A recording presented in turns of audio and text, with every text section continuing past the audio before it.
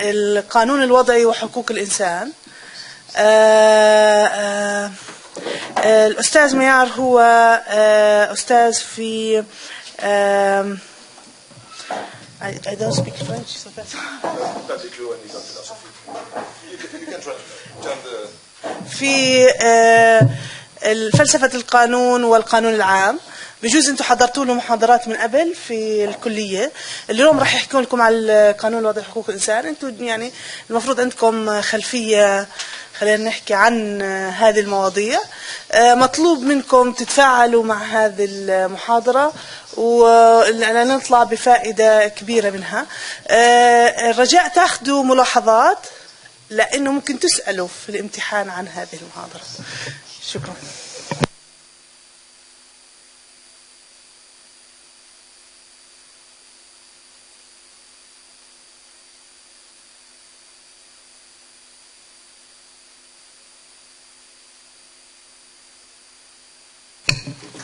Vous serez interrogé, mais c'est pas moi qui corrige.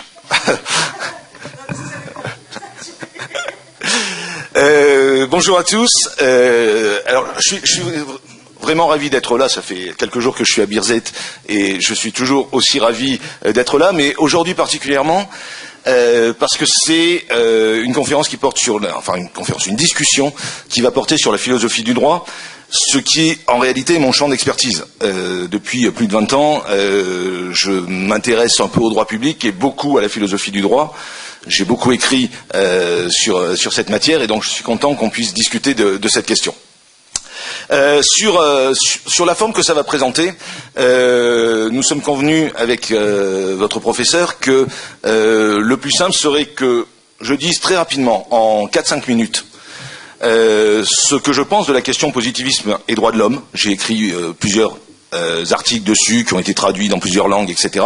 Donc j'essaye de résumer les grandes idées et puis qu'ensuite on ait une discussion. Vous posiez des questions pour ne pas rentrer dans une grande conférence longue qui serait un peu ennuyeuse pour tout le monde.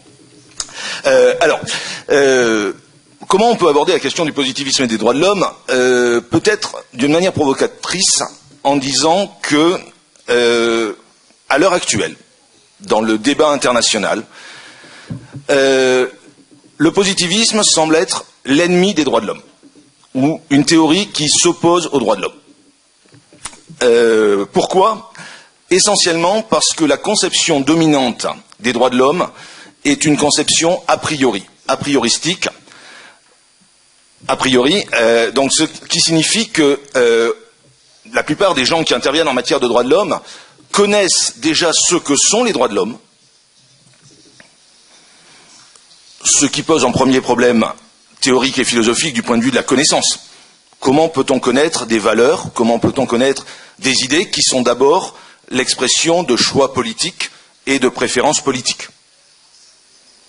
Donc, la première chose, on rejette le positivisme parce qu'il y a ce qu'on appelle le cognitivisme autour des droits de l'homme.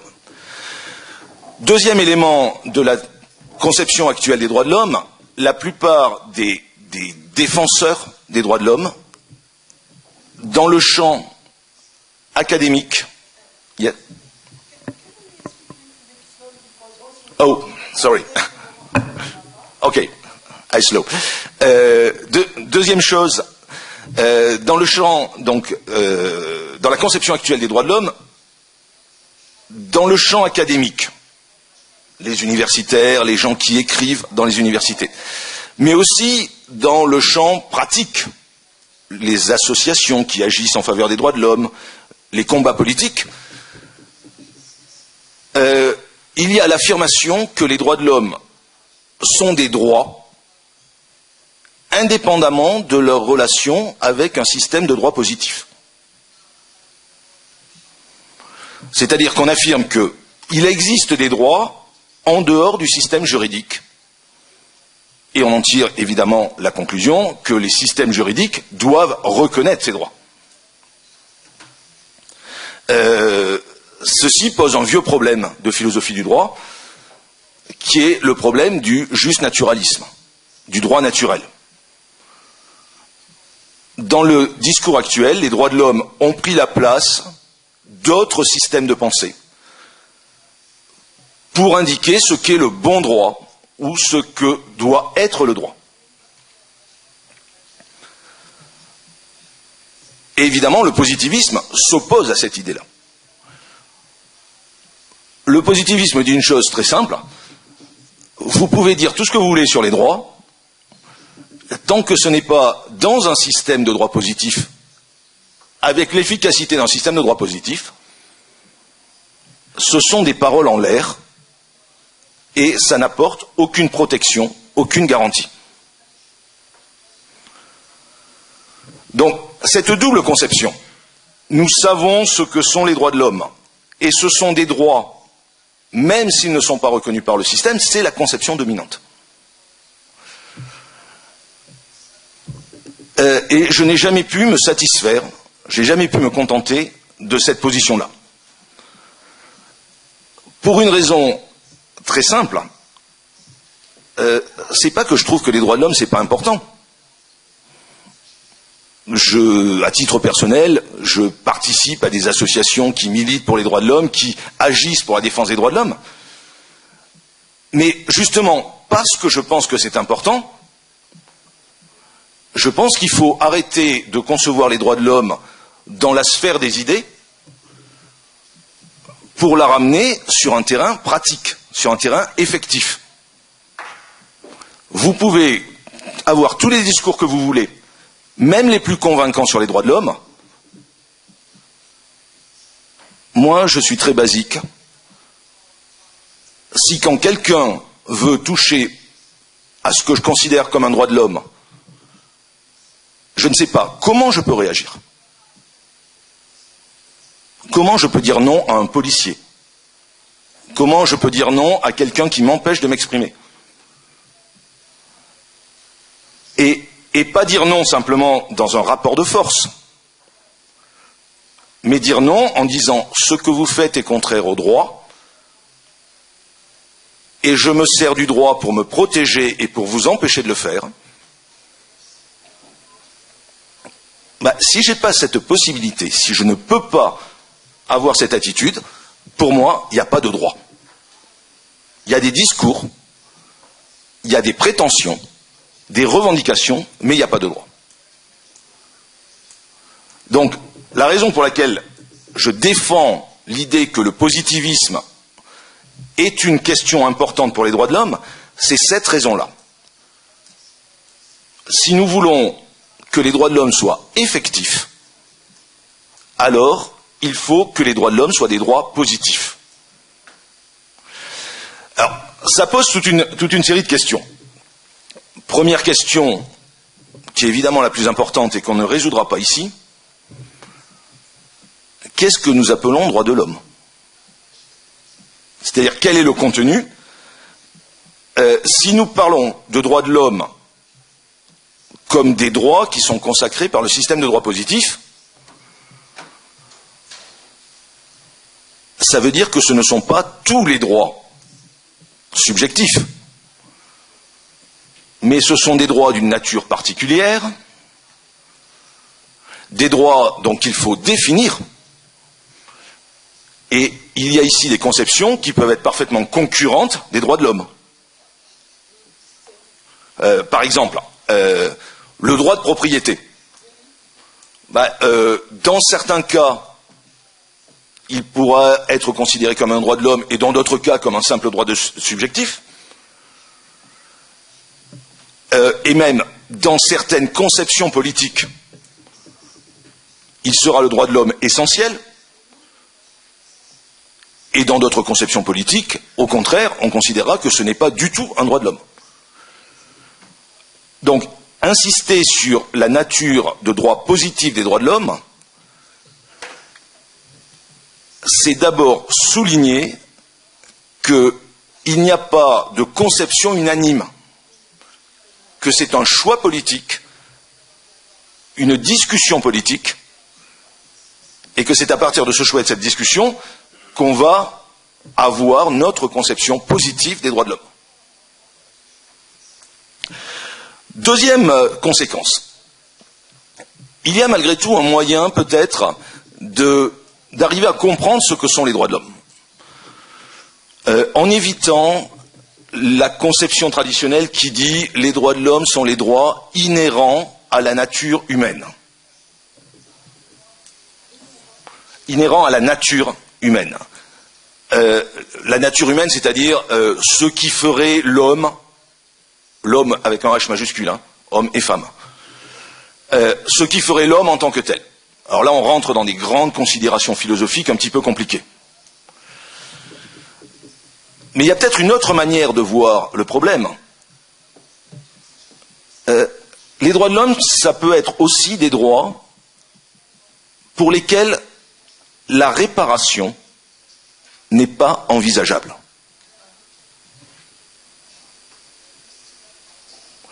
Je prends un exemple. Si quelqu'un me vole ma voiture, bon, ça aura sans doute des effets psychologiques sur moi, je ne vais pas être très content, mais on peut envisager une réparation. Une voiture, ça a un prix, ça me permet de faire un certain nombre de choses. En utilisant un terme très technique du droit, c'est donc un bien fongible. C'est-à-dire que si vous me donnez une somme qui me permet de racheter une voiture qui remplit les mêmes fonctions, c'est jamais une réparation parfaite. Mais ça rentre dans le domaine de l'acceptable du fonctionnement du système juridique.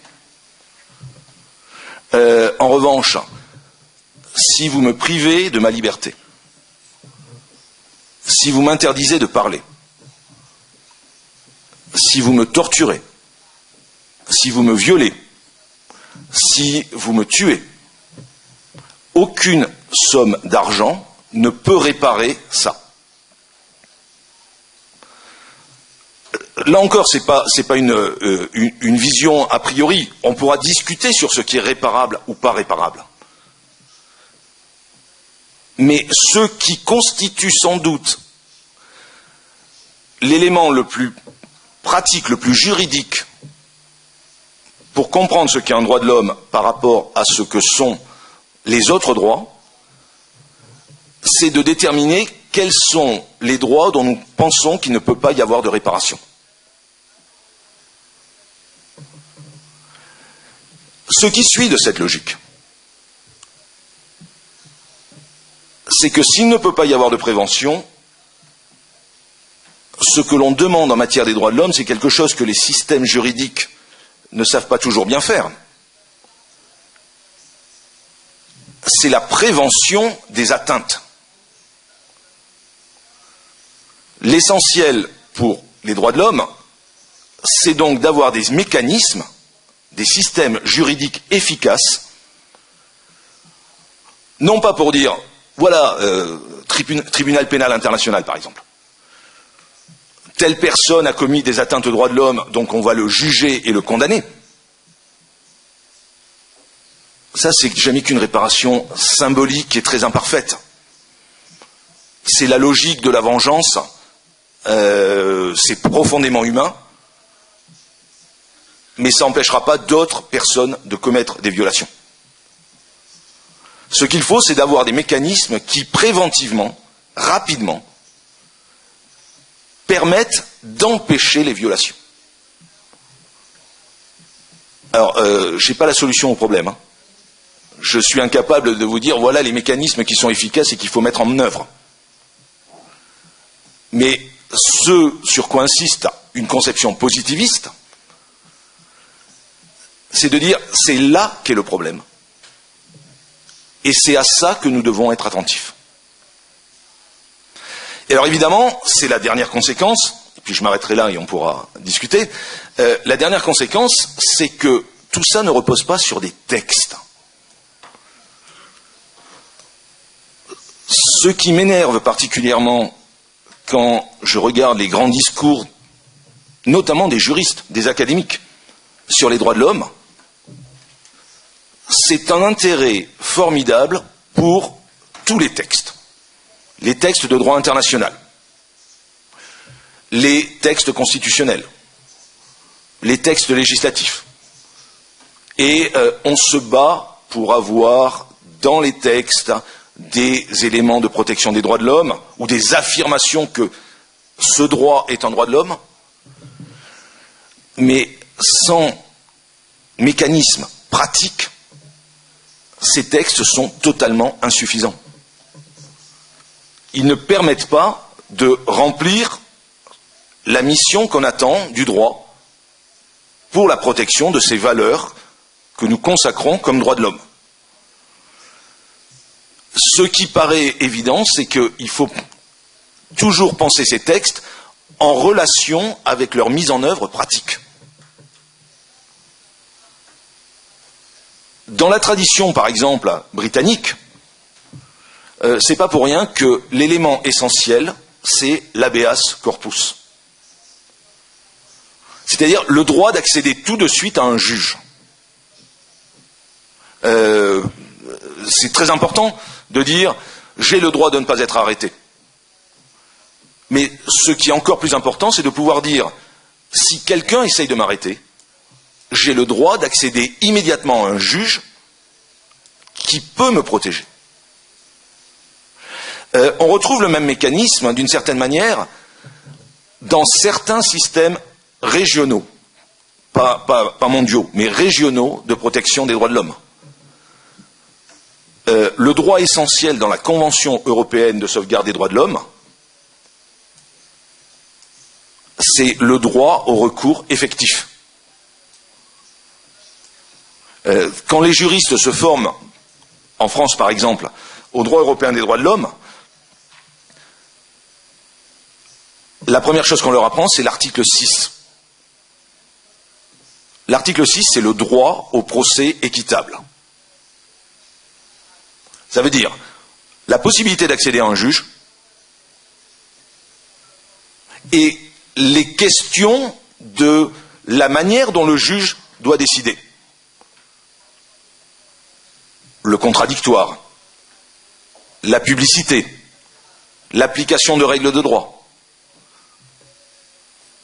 Et sans ce mécanisme, tout le reste, c'est-à-dire les droits substantiels, la liberté d'expression, le droit à une vie familiale, etc., ça ne veut rien dire. Ça n'a de sens qu'à partir du moment où c'est inscrit dans ce mécanisme juridique qui assure une protection pratique. Alors, je termine juste en disant quand même un point. Il faut toujours continuer à avoir cette analyse critique. Ce n'est pas le tout d'avoir accès à un juge. Encore faut-il aussi que ce juge soit efficace, c'est-à-dire qu'il soit impartial entre guillemets. Impartial, ça veut juste dire qu'il ne prend pas parti pour l'un ou pour l'autre. Ça ne veut pas dire qu'il applique mécaniquement un texte juridique. Il y a des questions d'interprétation, de pouvoir du juge, qu'on n'arrivera jamais à faire disparaître. Mais il y a une réflexion sans doute à avoir sur les contraintes, le mécanisme qui contraint le juge à faire que son pouvoir reste dans un cadre acceptable.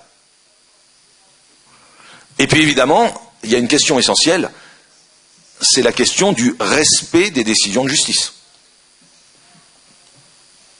C'est-à-dire de l'efficacité de la décision qui est prise, qui protège les droits de l'homme, notamment vis-à-vis des autorités publiques, ça c'est la conception classique, mais aussi vis-à-vis des acteurs privés. Les violations des droits de l'homme, elles ne viennent pas que des autorités publiques. Elles peuvent intervenir dans les relations privées, et par exemple, la Cour constitutionnelle allemande a développé une théorie des effets horizontaux des droits de l'homme, c'est-à-dire la possibilité de se servir des mécanismes de protection des droits de l'homme, y compris dans les rapports entre personnes privées. Voilà, je ne vais pas plus loin, je m'arrête là, ce sont vraiment, en anglais on dirait des highlights, c'est-à-dire les lignes principales, mais Ça permettra peut-être de garder du temps pour la discussion et voilà. Alors il faut qu'il traduise donc. Non mais il va traduire en même temps, donc parlez dans le micro. D'accord. Si c'est plus facile, je vais poser ma question en français. Si j'ai bien compris, vous dites que c'est difficile de parler de droits de l'homme si ce n'est pas dans un cycle positif. Mais je trouve que c'est un petit peu dangereux ce que vous dites, parce que on nie parfois que le droit, c'est un rapport de force. Et le texte écrit, c'est le signe de rapport de force. Et si on le prend de point de vue international, si on prend Israël, par exemple, que même le droit international, comment dire, l'urfi,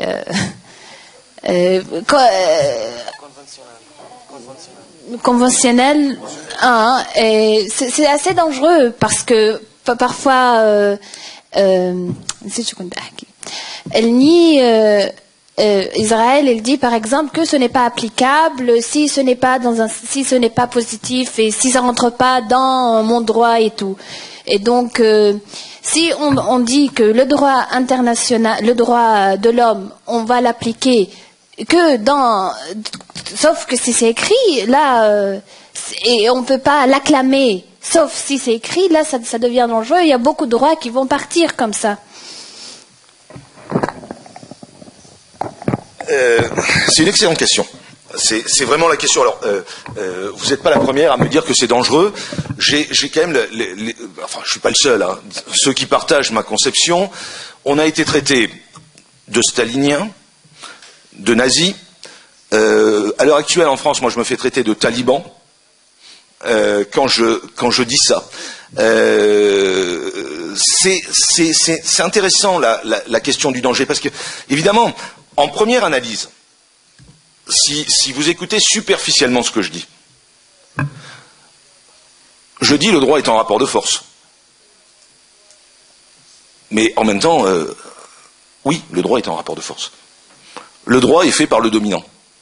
Si nous parlons du droit positif, de celui qui est efficace, c'est-à-dire de celui qui a l'argent, la puissance militaire et la puissance intellectuelle. L'hégémonie au sens de Gramsci. Ça, c'est toujours important. On ne gagne politiquement que quand on est hégémonique politiquement. C'est-à-dire quand on a gagné la bataille idéologique avant de gagner la bataille juridique.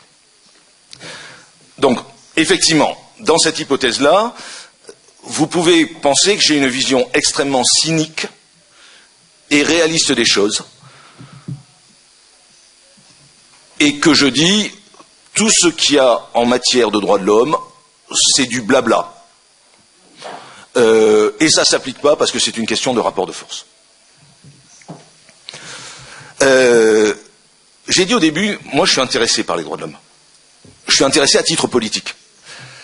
Et c'est de ce point de vue-là, peut-être qu'il faut comprendre comment je pose la question. Je ne dis pas ça pour légitimer la puissance de ceux qui ne respectent pas le droit international, etc. Je dis ça plutôt à l'encontre de ceux qui voudraient que le droit international soit respecté ou que les textes sur les droits de l'homme soient respectés. Et mon discours, dit très simplement, c'est le suivant. Qu'est-ce que ça change, pratiquement, d'avoir une autre conception des droits?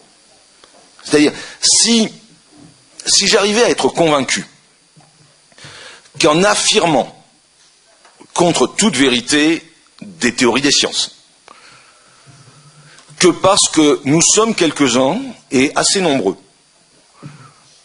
à dire il y a des droits qui sont bafoués dans des conflits internationaux. Je ne vais pas prendre l'exemple Israël-Palestine parce qu'il y en a plein d'autres. Je sais évidemment que c'est un exemple, d'abord, très important, et que pour vous, c'est l'exemple le plus important, vous le vivez au quotidien. Mais je ne veux pas me limiter au cas du conflit actuel. Ça se passe partout dans le monde. S'il suffisait que nous affirmions « nous avons le droit pour que par miracle les choses changent, ou même que cette affirmation « nous avons le droit » permette de gagner une bataille idéologique, alors aucun problème. Je suis prêt même à renoncer à mes croyances théoriques, donc à être un peu de mauvaise foi, et à affirmer « oui, les droits de l'homme, ça existe sans le droit positif efficace ».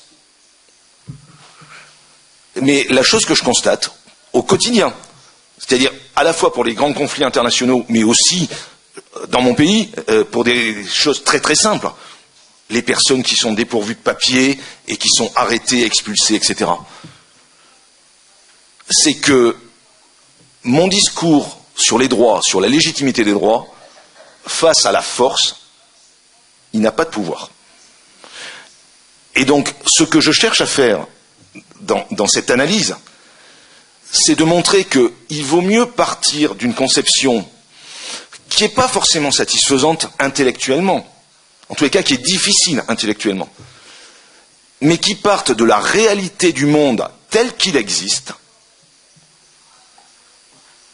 parce que c'est ce monde-là peut-être que nous voulons changer, et donc si nous voulons le changer, il faut d'abord comprendre comment il marche.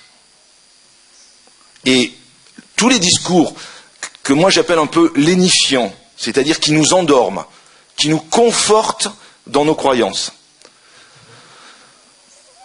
qui consistent à dire « il existe des droits de l'homme, personne ne peut y porter atteinte »,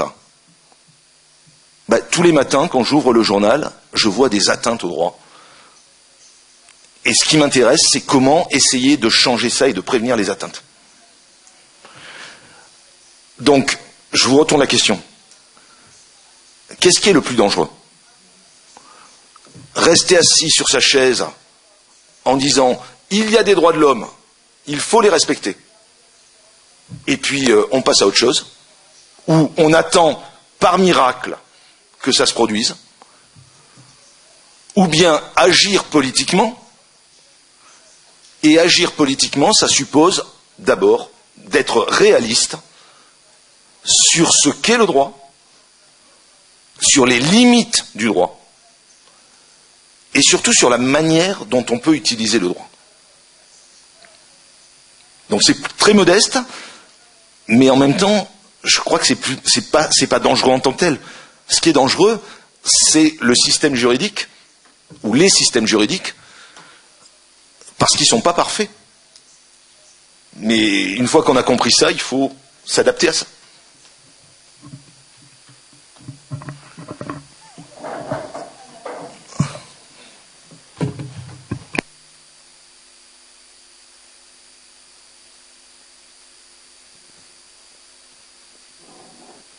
بالحديث عن القوة وبالحديث عن أو أهمية وجود Que vous pouvez reprendre parce que j'avais pas allumé بالحديث عن القوة أو عن أهمية وجود أو فرض قانون وضعي لأهمية وجود لأهمية وضع قانون أو تشريع عالمي للحد من انتهاكات حقوق الإنسان.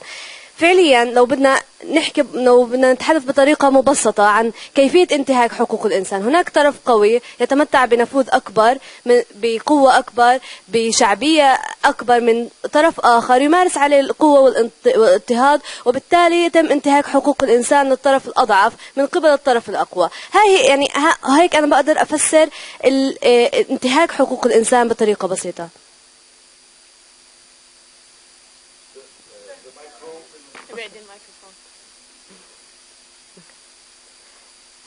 وإحنا بنتحدث كمان عن آلية لفرض قانون وضعي أو فرض آلية لإجبار الأطراف كافة كل الدول أو كل الجماعات على احترام مبادئ وحقوق الإنسان. الآلية موجودة فعليا، هي موجودة، هي نفرض نتحدث عن الأمم المتحدة. الأمم المتحدة ذاتها لما تتحدث عن حقوق الإنسان ولما تفرض اتفاقيات تتعلق بكافة الأطياف وكافة يعني كافة الأمور اللي بتتعلق بحقوق الإنسان، بنلاقي إنه حتى الأمم المتحدة بتعزز مفهوم الدولة الأقوى اللي بتمارس العنف على الطرف الأقل من خلال هو حق النقد نقض الفيتو اللي بتتمتع فيه 5 دول. يعني بالنهاية حتى الأمم المتحدة اللي إحنا من خلالها بنقدر نلاقي آلية فعلية لحتى نوضع تشريع دولي ملزم للدول، بتمارس أيضا انتهاك لحقوق الإنسان وتمييز ما بين الدول أساسا بناء على وجهة نظر مادية أو أساسا على مبادئ يعني دول كانت متمتعة بنفوذ أو كما تتمتع بنفوذ. فبالتالي كيف وين المواقعية، وين بنقدر نوصل في خلق آلية لإيجاد قانون وضعي ملزم للدول لوقف انتهاكات حقوق الإنسان؟ شكرا.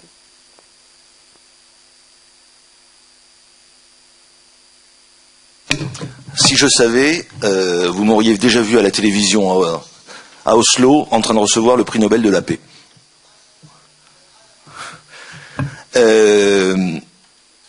Je vais pas rentrer dans la discussion sur l'ONU violant ou pas les droits de l'homme, mais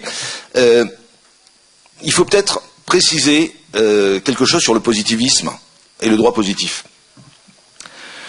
Le positivisme, il y a un très grand philosophe du droit italien, je ne sais pas si vous l'avez évoqué, qui s'appelait Norberto Bobbio. Et Norberto Bobbio a fait une classification du positivisme.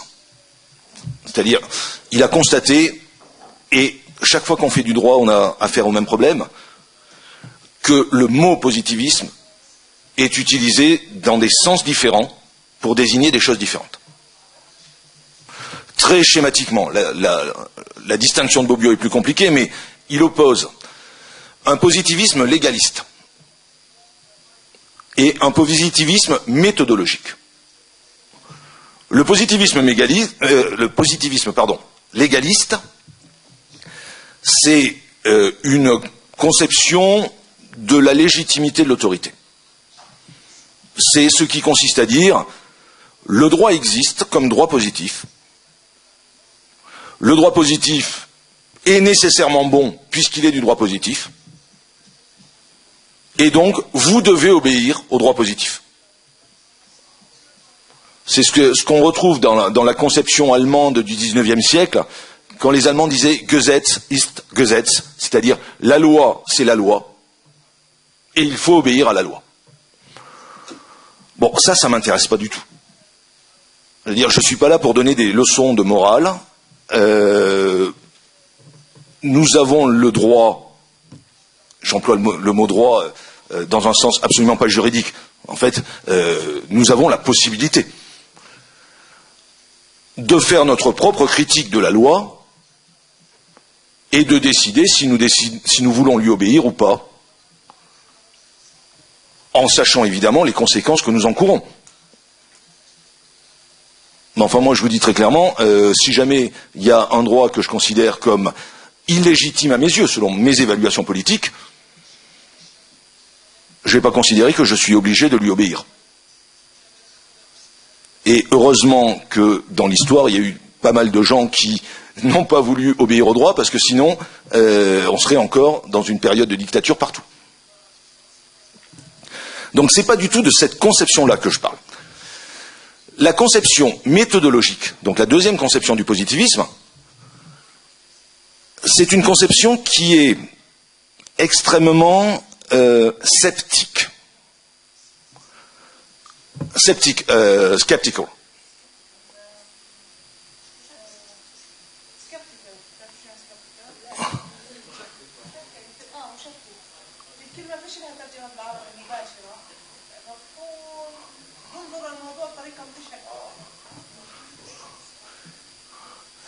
ايش انه بنظر على الموضوع بطريقه مشككه. Donc, c'est une conception sceptique. Sceptique dans quel sens? Dans le sens où elle dit on peut avoir toutes les conceptions que nous voulons du droit, mais il y en a une seule sur laquelle nous pourrions nous mettre d'accord. Vous pouvez avoir votre conception de ce qui est bon, de ce que doivent être, par exemple, les droits de l'homme. Et je peux avoir une conception différente. Ce sont nos valeurs, ce sont nos évaluations, on peut se respecter, être en désaccord mais se respecter, mais nous ne serons pas d'accord. En revanche, il y a une conception du droit sur laquelle nous pouvons tous être d'accord, c'est quel est le droit efficace dans un pays. Le droit efficace dans un pays, c'est-à-dire des actes qui sont des actes de force. Le droit, c'est toujours un acte de force. C'est-à-dire quand vous allez, même dans un procès civil le plus ordinaire, quand vous allez devant un juge pour demander, par exemple, que la personne qui a un arbre qui dépasse sur votre propriété soit obligée de couper les branches, la décision du juge, c'est une décision de force parce qu'elle va obliger quelqu'un à couper les branches, donc à faire quelque chose contre sa volonté. Donc, ce sont des actes de force, mais des actes de force qui sont justifiés formellement. Quand je dis formellement, c'est-à-dire l'obligation de donner des raisons. Il est parfaitement possible que nous considérions que les raisons soient mauvaises. Mais formellement, il y a l'obligation de donner des raisons. Donc des actes de force justifiés formellement. Et ça, cette conception du droit-là, c'est-à-dire le droit positif, nous pouvons nous mettre d'accord sur le fait que ça existe, même si nous ne sommes pas d'accord sur ce que nous voudrions être le bon droit. Donc c'est pour ça que c'est une conception sceptique. Quelle est la conséquence sur ce que vous disiez? Si le droit international n'est pas efficace, dans le sens où il n'y a pas des juridictions qui produiraient ce type d'acte de force justifié formellement, on peut en tirer deux conséquences. Un, le droit international, c'est peut-être pas du droit. En tous les cas, c'est peut-être pas du droit positif. Ça, c'est la première chose. Deux, si c'est du droit, l'efficacité, elle est à analyser simplement au profit, en observant la situation. Et effectivement, il est possible que le droit international soit un droit efficace, mais qui ne soit pas fondé sur une conception générale des droits de l'homme, mais sur des intérêts particuliers protégés.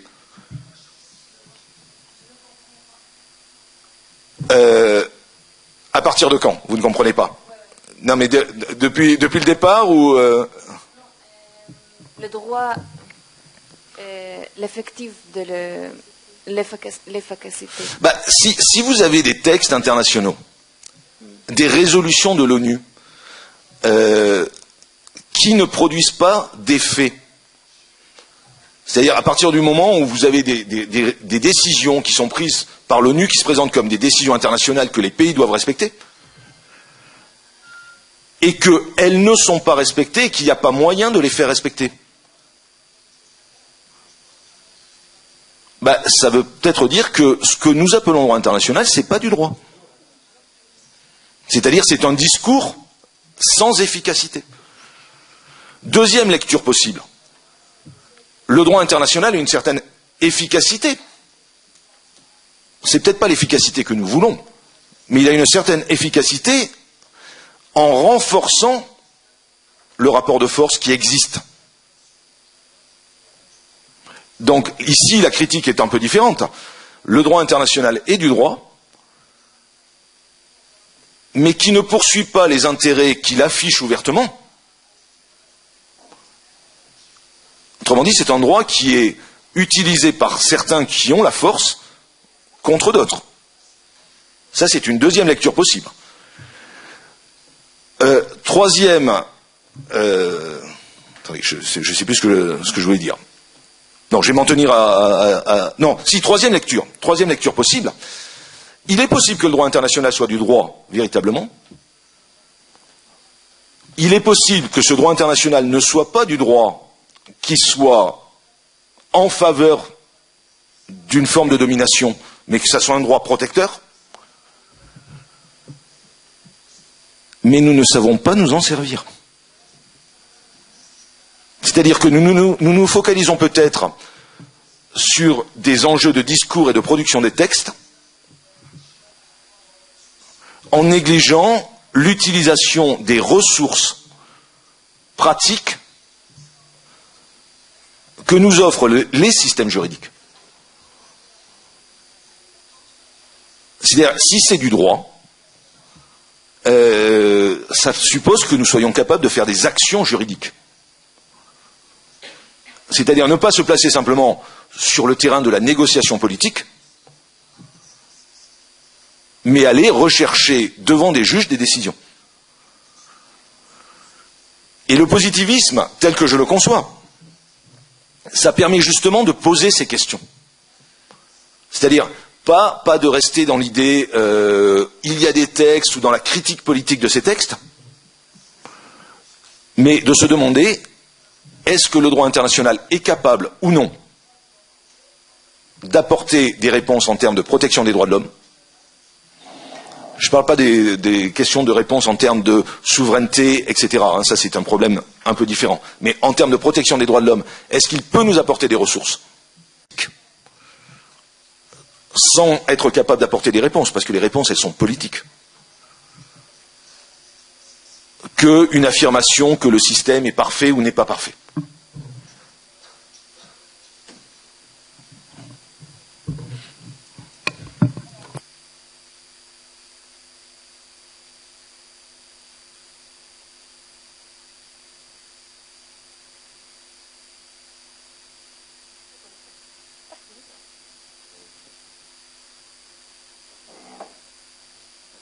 في انتهاكات حقوق الإنسان التي لا يمكن التعويض عنها.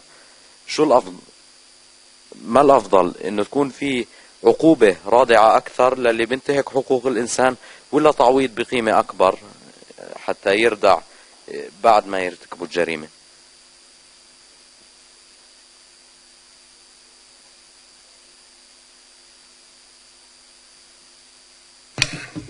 Alors ça c'est une question sur laquelle j'ai eu pas mal à réfléchir ces dernières années, et notamment dans le cadre du conflit colombien. J'ai publié d'ailleurs un texte en Colombie à ce propos. Alors, première chose, si je parle de prévention, ni les sanctions, ni la réparation ne sont des instruments de prévention. C'est-à-dire, si vous êtes mort parce que quelqu'un a violé votre droit à la vie, une sanction ou une réparation ne vous fera pas revivre. Et dans ma conception des droits de l'homme, encore une fois, très basique, ce qui m'intéresse, c'est que vous soyez vivant. Pas de savoir si celui qui vous a tué va être sanctionné, ou de savoir si votre famille va recevoir une somme. Parce que ça ne remplacera pas votre vie.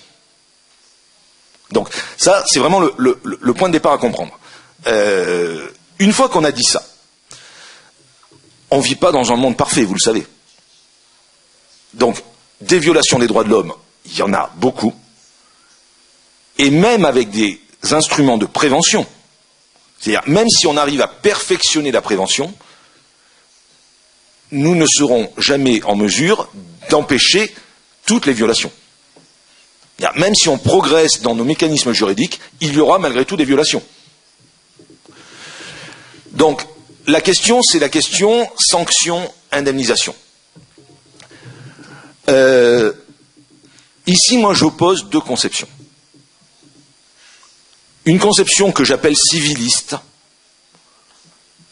mais c'est pas en considérant que le droit civil ou les civilistes seraient moins intéressants, mais simplement parce que c'est la logique du droit civil. Et une conception que j'appelle politique. Et je faisais référence à la Colombie, c'est exactement le problème qui se passe en Colombie à l'heure actuelle. En Colombie, la situation est une situation de guerre civile,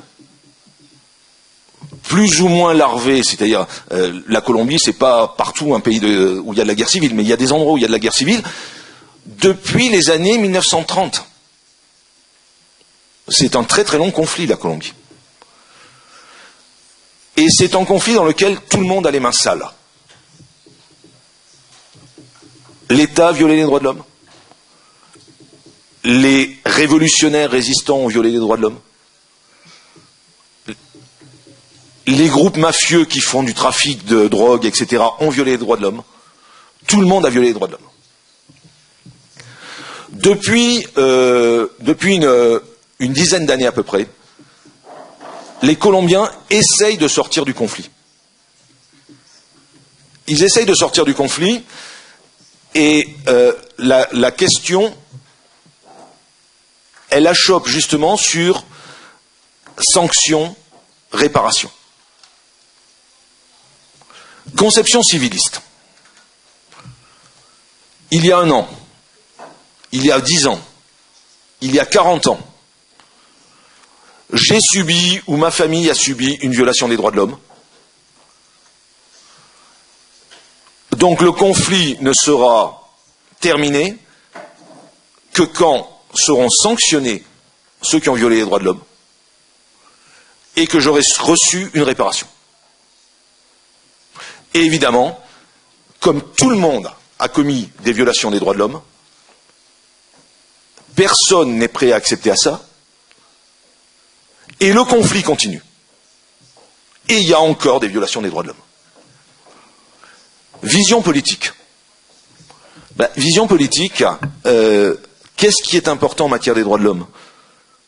De réparer ce qui est passé et qui est irréparable, ou d'empêcher les violations futures, d'empêcher que les violations continuent. Ça coûte très cher d'accepter cette idée-là. Ça veut dire par exemple que si je suis une victime, je vais dire que le bourreau, celui qui a violé mes droits, il faudrait que, entre guillemets, je lui pardonne. Ou en tous les cas que j'accepte qu'il ne soit pas sanctionné. Sinon, moralement, par des grandes lois qui reconnaissent ce qu'a été l'histoire.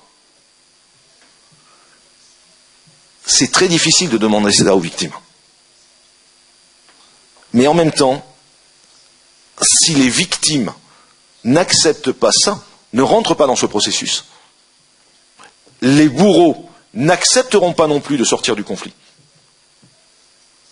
Et ce qui se produit, c'est qu'il y aura encore des violations. Donc vous voyez, c'est une question très difficile et sur laquelle, dans tous les conflits, ça achoppe, la question de la sanction et de la réparation. Et je crois que il ne faut surtout pas dire « il ne s'est rien passé ». Il faut vraiment reconnaître qu'il y a eu des violations.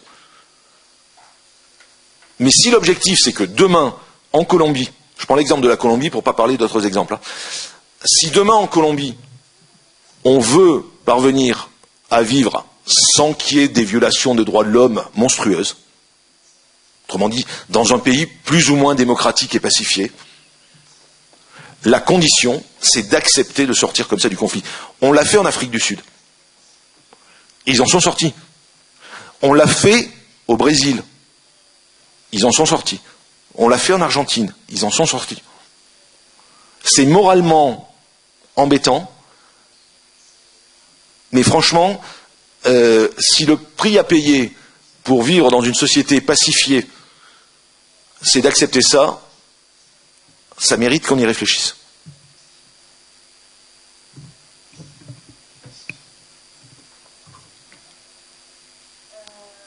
أنا بدي بشكر البروفيسور مياه. الموضوع بتقاطع كثير مع المواد اللي درسناها احنا في في مادة فلسفة القانون. أنا سعيدة إنه طلاب عندهم إمكانية إنهم يحكوا في الموضوع ويسألوا أسئلة، لأنه هذا هو كان هدف الكورس اللي هو عم ندرسه إحنا فقط أو أنا عم بدرسه لأول مرة في برنامج كلية الحقوق وبالتالي يعني بتصور إنه هاد بعطيهم دفعة خاصة في السنة الرابعة هلا كلهم دفعة جديدة باتجاه التوجه لبعض النظريات المهمة، لأنه كمان طريقة التدريس اللي إحنا بنخضع لها مرات في كليات الحقوق بتعطيناش هاي الإمكانيات اللي ممكن تساهم في تطوير القانون بشكل أو بآخر بطرق مختلفة. فأنا بحب أشجع الطلاب اللي أخذوا هذه المادة اللي هم 23 طالب فقط على إنهم يحاولوا يستكشفوا أكثر في هذا المجال، وخاصة في مجال حقوق الإنسان والقانون الوضعي، لأنها مسألة كثير مهمة وحيوية، ومسألة اللي أشار إليها البروفيسور بشكل أساسي اللي هي مسألة التقاضي وحق التقاضي. وين منشوف حقوق الإنسان بالحقيقة مطبقة؟ يعني اللي إحنا بنعمله دائما في كليات الحقوق من خلال تتبع المواد الدستورية وبعدين القوانين اللي بنقول إنه في عنا معايير لحقوق الإنسان، لكن إذا بنيجي للممارسة الحقيقية بشكلينها، سواء الممارسة القانونية من خلال المحاكم أو الممارسة القانونية الاجتماعية، راح نشوف عالم مختلف عن اللي بنحكي فيه في من خلال التطبيق. أنا كنت بحب لو عندنا وقت كفاية نحكي شوي عن التعارض في قانون الإنسان، حقوق الإنسان بحد ذاتها، لأنه كمان هاي نقطة مهمة إنه نفهمها فيما يتعلق بمفهوم حقوق الإنسان، لأنه بيحتوي بحد ذاته على مفاهيم متعارضة. كمان كنت بحب نعرف شوي عن مسألة إنه في عنا إشي ايديال، إشي مثالي، اللي هو لازم نضلنا نقيس الأمور على أساسه حتى لو كان تطبيقها في الممارسة غير موجود، يعني إلا أنه دائما إحنا بحاجة أنه هذا القانون الوضعي الذي يخضع لمعايير القوة والسلطة سواء في صياغته أو في تطبيقه، بحاجة أنا دائما أنه أقيسه على شيء ما اللي أقول في أنا بحاجة في عندي حق. فهون صحيح أن القانون الوضعي هو اللي فيه الميكانيكية لتطبيق حقوق الإنسان، لكن المثالي هو اللي فيه الآلية لأنه يضل عندي إشي حاكم القانون الوضعي من خلاله. شكرا.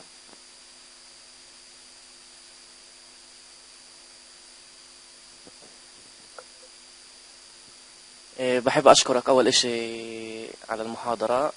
تاني إشي بس هي مداخلة مش سؤال.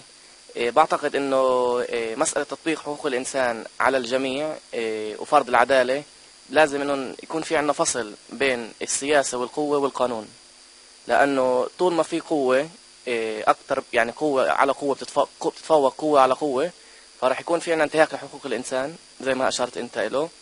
وطول ما احنا السياسة بتتدخل في القانون برضه رح يكون عندنا في إشكاليات في تطبيق حقوق الإنسان، لأنه بنشوف إنه فيش عدالة في كل أنحاء العالم بالنسبة لموضوع تطبيق حقوق الإنسان.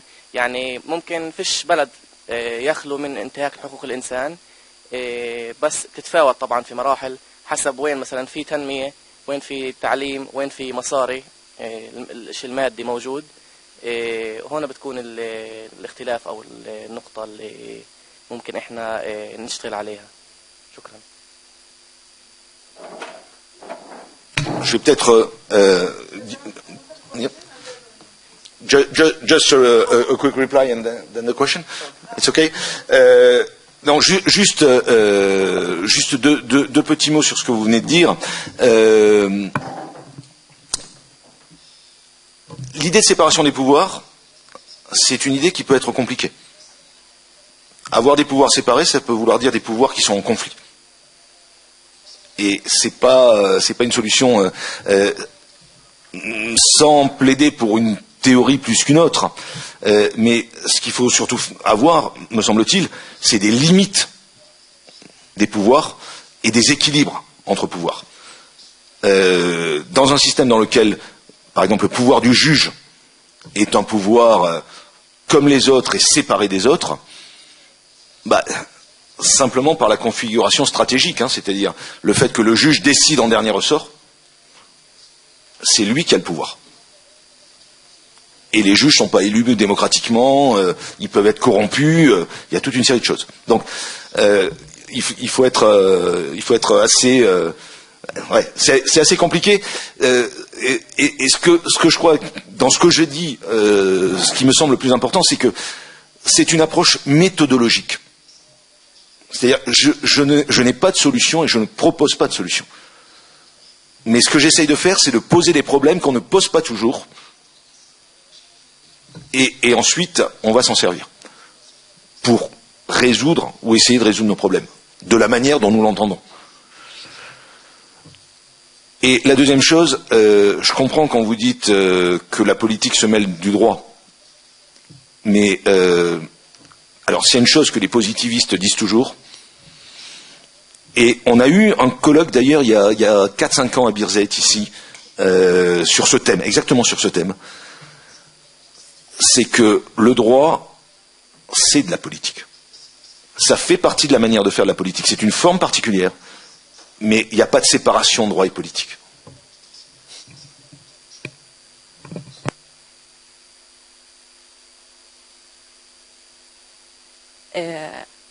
يعني يمكن انت يعني جاوبت على السؤال بشكل جزئي، بس انا كنت بدي احكي مثلا هي لما زميلتي سالت انه وين هو القانون في ظل وجود مجلس امن وفي ظل وجود حق الفيتو، وانت حكيت انه هاي اراده سياسيه، صح؟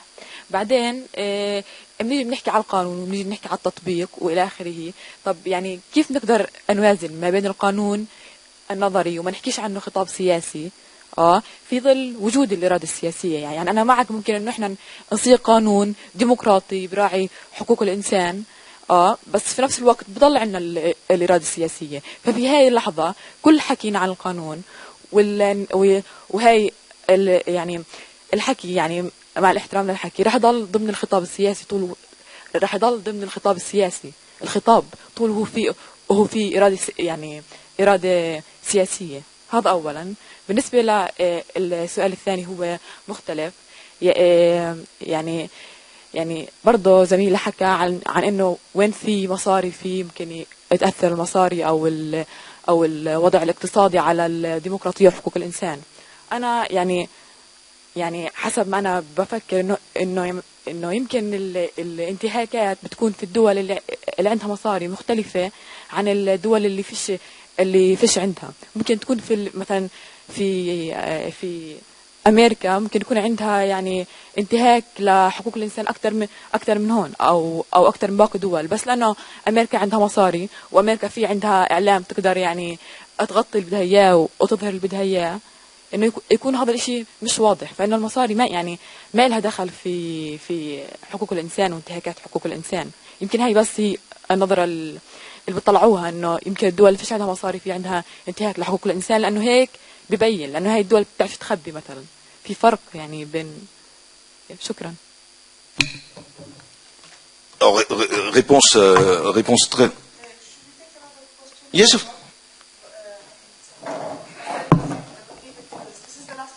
Okay, but I have to take note because I will forget your question.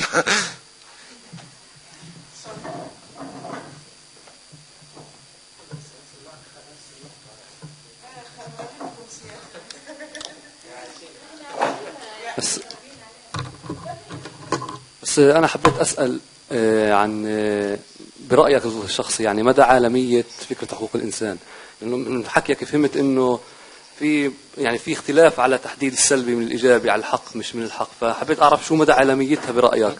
هل في مثلا بالنهاية حقوق موضوعية معينة أساسية بعدين تتفرع عنها حقوق ذاتية بتختلف حسب الدولة وحسب المنطقة، ولا نهائيا فيش أي حقوق عالمية بتختلف حسب الثقافة، حسب المنطقة، حسب...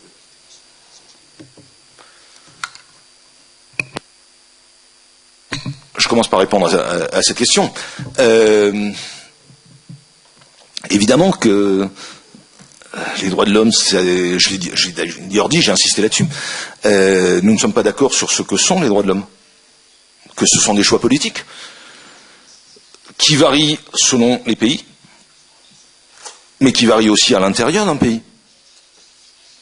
Dans un pays comme la France, qui est quand même pas un pays neuf pour les droits de l'homme, on a eu une affirmation des droits de l'homme très tôt, déclaration des droits de 1789, la conception des droits de l'homme entre les différentes positions politiques est extrêmement différente. Par exemple, je prends un thème extrêmement controversé, mais sur lequel la France a pris une position juridique, le mariage entre personnes de même sexe. Pour certaines personnes en France qui ont été majoritaires et donc qui ont fait du droit positif en faisant une loi, il y a un droit de chaque personne à se marier avec qui il veut, c'est-à-dire indépendamment du sexe du partenaire. Et puis, pour d'autres personnes, religieuses ou pas d'ailleurs, c'est pas juste une question de religion, mais qui ont une autre sensibilité, une autre conception des droits de l'homme, non seulement c'est pas un droit de l'homme, mais en plus, c'est contraire à la dignité humaine, et il faut l'interdire.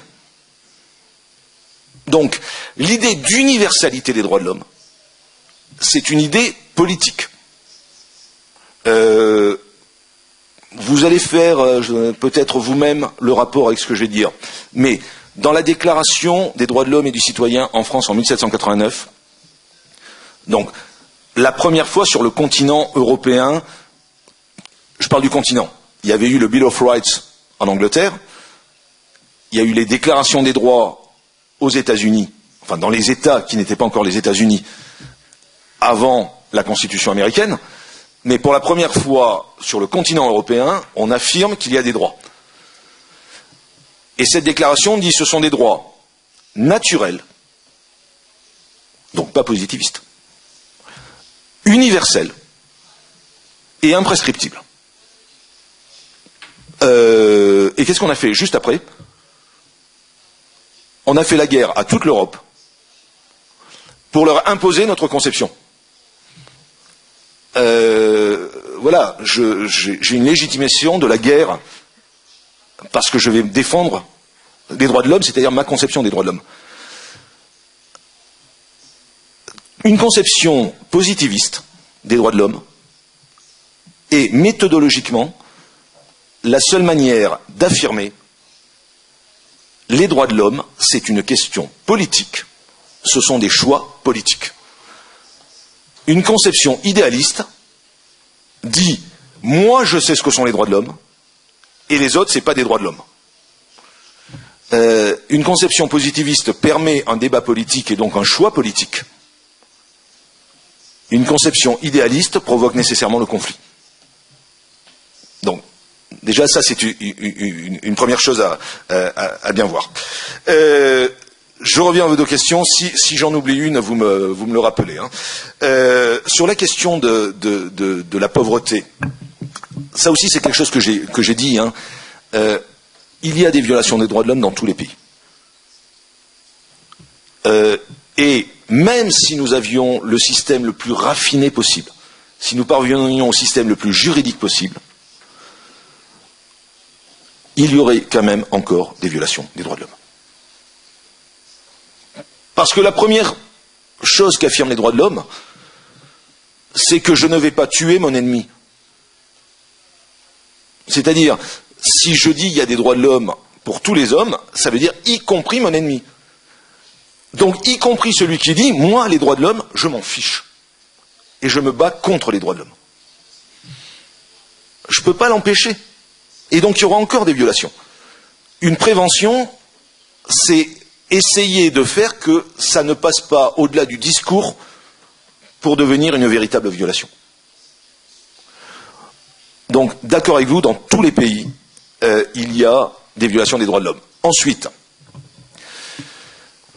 quand on dit qu'il y a plus de violations des droits de l'homme dans les pays pauvres que dans les pays riches ou avec un certain niveau social, culturel de développement politique, c'est un peu rapide. Mais c'est déjà vrai dans un des éléments. la pauvreté, c'est une violation des droits de l'homme.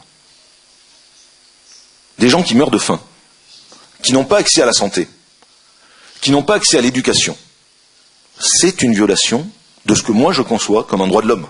C'est-à-dire le droit à avoir des conditions d'existence décentes. Donc ça, c'est déjà une première différence. Vous allez me dire, et vous aurez raison, qu'il y a de l'extrême pauvreté dans les pays développés aussi. En France, aux États-Unis, il y a des gens qui sont très pauvres, et souvent beaucoup plus pauvres que dans les pays pauvres. Mais il ne s'agit pas d'opposer les bons, qui seraient les Européens, les Américains, avec un niveau de développement et de protection des droits de l'homme, et les mauvais, les pays pauvres. Il s'agit simplement de comprendre quelles sont les violations des droits de l'homme, dans quelles conditions elles se produisent. Donc, d'accord, pays pauvres, pays riches, on aura des violations. Et on a des violations. Et ensuite de se poser la question, est-ce que j'ai des systèmes de protection ? Je ne vais pas vous faire tout le discours classique sur les États-Unis, les policiers qui tuent des Noirs et les juges qui disent « Ah non, ils n'ont pas tué, ils étaient en état de légitime défense, etc. » Mais les juges aux États-Unis sont indépendants. Ils sont séparés des autres pouvoirs. Donc, quand ils décident quelque chose, c'est la vérité juridique.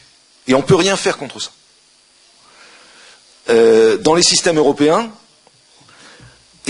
essentiellement parce qu'ils sont plus récents, je veux dire, on n'est pas supérieur aux Américains, ou à qui que ce soit. Hein.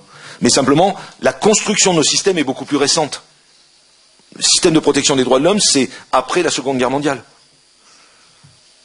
Eh bien, dans ces systèmes-là, je ne dis pas que quand la police tue quelqu'un, il y aura forcément une sanction. On a aussi des problèmes.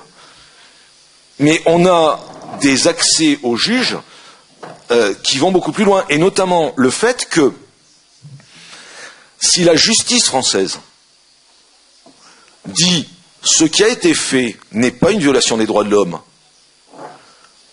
je peux contester ce qu'a dit la justice française devant le juge européen.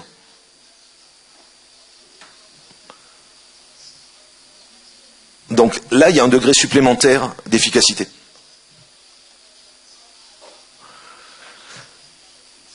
Maintenant, de manière plus générale,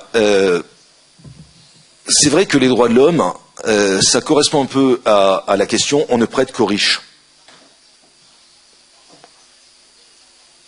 Quand vous avez une société démocratique,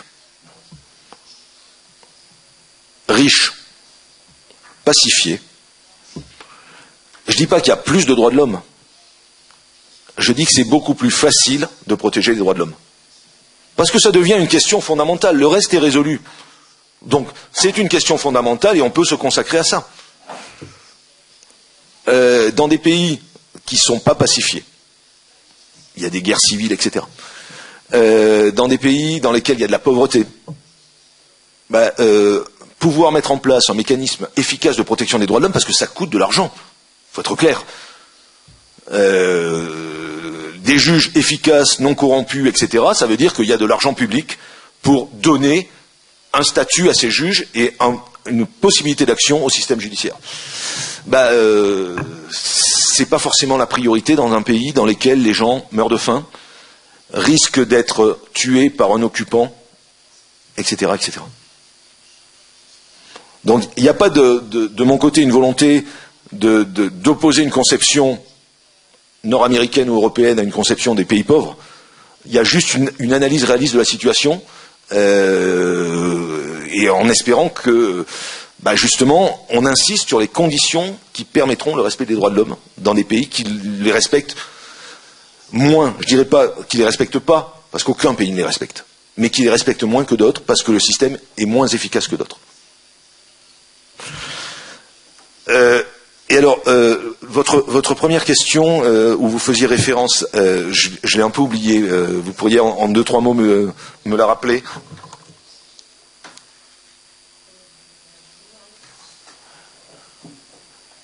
Je suis désolé, mais entre toutes les questions, I'm sorry, with all the questions, I've forgotten this one.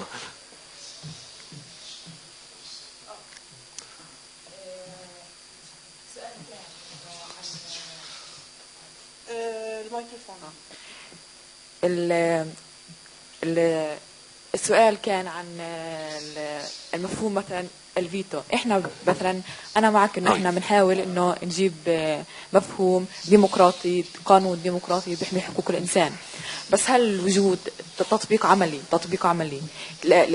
وجود حق الفيتو، وجود انتهاكات في حقوق الانسان في القانون الدولي، ووجود مصالح سياسيه تغلب دائما، ممكن نفصله عن الواقع التطبيقي ونحكي احنا عندنا واقع تطبيقي ما لنا دخل بالمفهوم السياسي؟ لانه مثلا حضرتك في اكثر من اجابه اعتمدت بالاجابه على انه احنا عندنا واقع سياسي ما بنقدر نغيره. هل هذا الواقع السياسي بنفي حقوق الانسان، ولا نقدر مثلا نفصل بيناتهم؟ هذا هو كان سؤالي.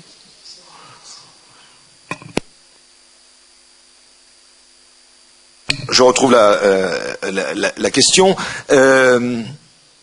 Bon. D'une des réponses que j'ai faites précédemment, vous allez peut-être comprendre ma conception.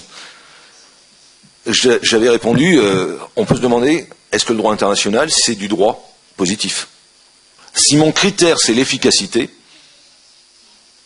et si je prends au sérieux le contenu, donc les prétentions du droit international,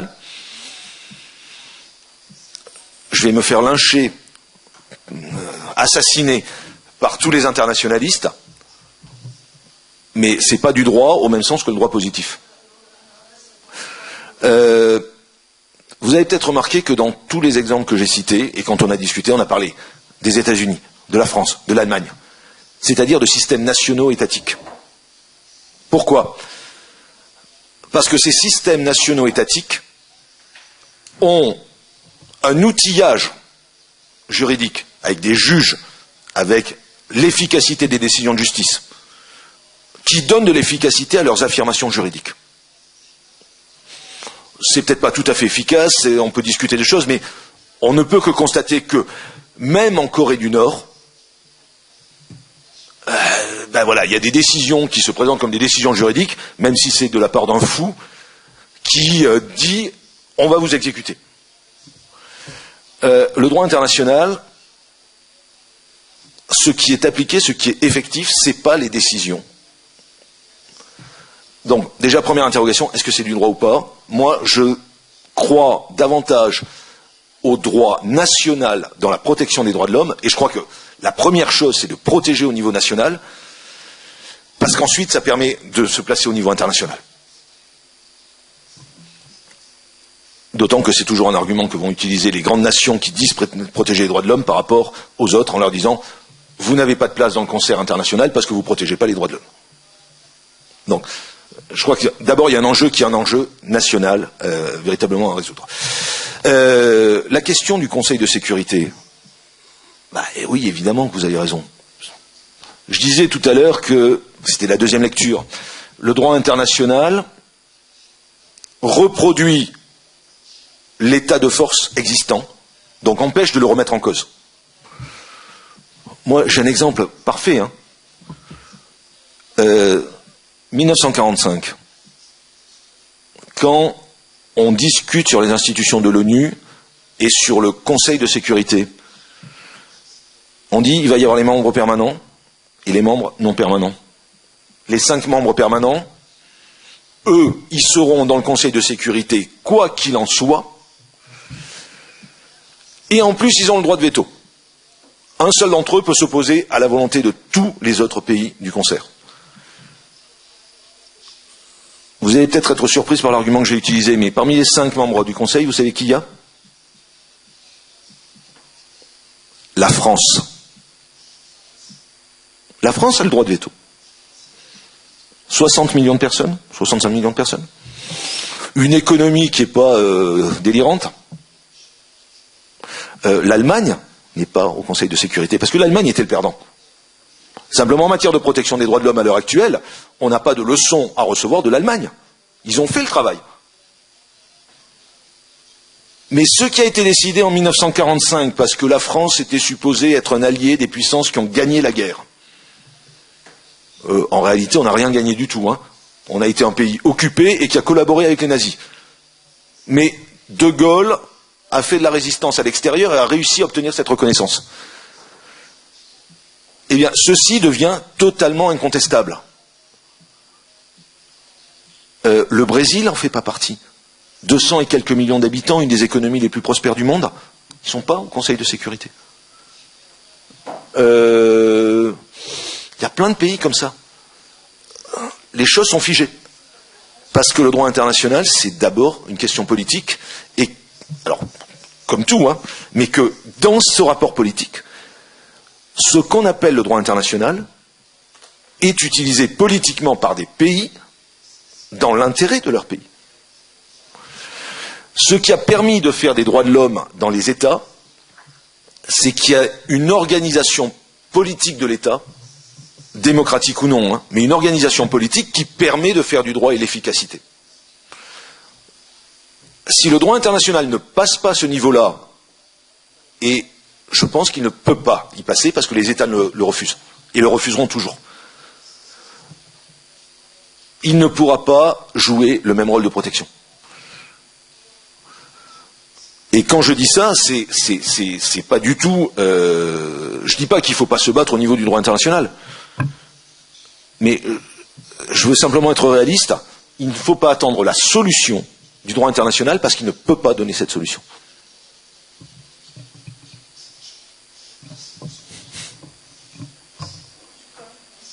Merci à vous.